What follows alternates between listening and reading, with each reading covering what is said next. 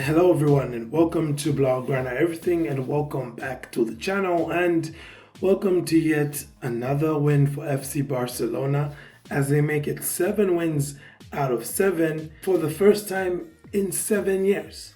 See the symmetry there, 7 wins out of 7 years. Yes, 21 points for FC Barcelona. This time around the win came courtesy of just the solitary goal, so not exactly what we're accustomed to, should I say, or at least what we've gotten used to recently when it comes to Hansi Flick's FC Barcelona. Of course, this time around, it wasn't for the want of trying. There was quite a few opportunities that Barcelona had to score 2, 3, maybe even 4.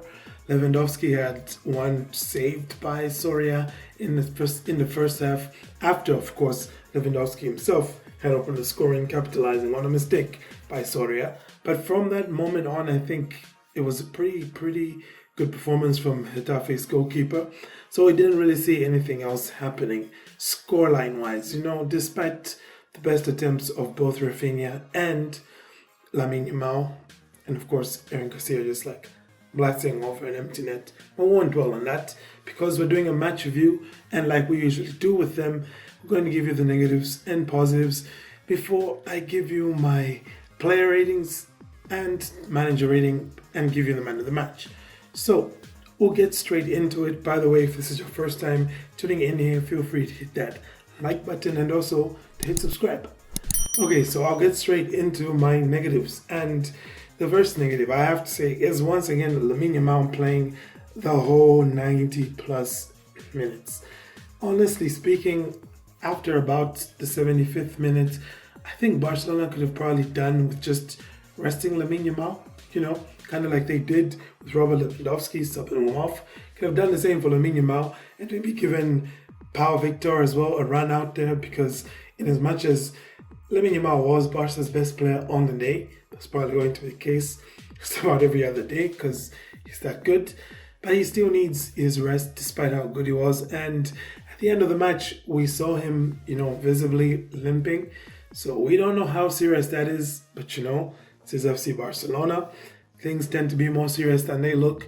Just look at the Dani Olmo situation if you want any more clarity in that regard. So Lamine Yamal playing 90 minutes is definitely my first negative. And my second one, I think, has to go with what felt like a bit of a throwback to Blaugrana Everything in the past 3-4 years. Yes, I'm going to complain about poor finishing here from Barca. They really should be killing these matches off, because the longer these matches stay not killed off, the more you have to, play guys like Lamine, like Lewandowski, and like Inigo Martinez as well, who right now, honestly, could do with some rest, just like we saw with Kubarsi coming off, because of just, the sheer number of minutes these guys are playing. It is tiring, honestly speaking, and they'll be back in action again just on, Sunday. So, that has to be looked into for sure. And with that, I think I can move on and talk some of my positives.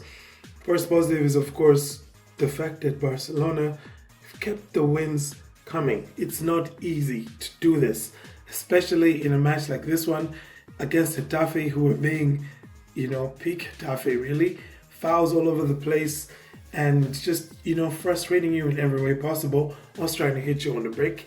And they could have actually easily scored one, but they didn't. So that has to be my next positive, which is the clean sheet. The first clean sheet, it's Ter Stegen's first match out for FC Barcelona, so Iñaki Peña's first game, and he did make the saves when he was needed to, except right at the death because, what's his name? Borja Mayoral just completely missed the target with his shot, which we are thankful for, because I don't know if in that close range Iñaki Peña would have come up with a save. But nonetheless, it was a clean sheet for Barca, which hasn't happened very often this season. Only Barca's second clean sheet of the La Liga campaign. So we like to see that, and hopefully we're going to see a lot more on that going forward. With that said, we can give some player ratings, and honestly speaking, I'm going to give the team, rather not player ratings, I'm going to give the team rating. Don't know why I slipped up like that. And This time around, I went with a 7 out of 10. It was a 6.5, but then, I felt like what more could the team have done? They did create their chances. Sorry, I did just happen to make some pretty good saves for Getafe, so I give them a 7 out of 10. As for Hansi Flick, again, I'm going to be a bit critical of his decision to play Lamine Yamal for so long. And, like I said, we also saw Lamine limping, didn't we, Hansi? So I'm going to give him a 7 out of 10 as well here. Wasn't exactly his best managerial performance for Barcelona. It was just, average, I guess, by his standards. And the score as well is reflective of that. 7 out of 10. And with all of that said, I have to pick a man of the match. And even though I thought that Lamine Yamal was probably Barcelona's, he's Barca's most talented player at the moment, in a good moment as well. But I've got Jules Koundé as my man of the match this time around, just because of how much he kept on doing. He, of course, is the reason why Barcelona scored that goal. It was his cross that Soria spilled after some pretty enterprising play from him. And we saw him do that a few more times. In the second half, he did set up Rafinha for what should have been a point-blank headed goal, but Rafinha heading wide. And just all around, I enjoyed everything Koundé was doing. Solid defensively and becoming more productive going forward, which we like to see. So yeah, that's my man of the match. Aside from that, that is basically that. You guys, let me know your thoughts on the performance and everything that you saw. Please let me know everything, just throw it in the comments. Any criticisms that you might have about the decision to play Lamine for 90 minutes? That's basically the only thing we can criticize Flick for at the moment, isn't it? Anyway, thank you for tuning in. To have a great day, and Forza Barça.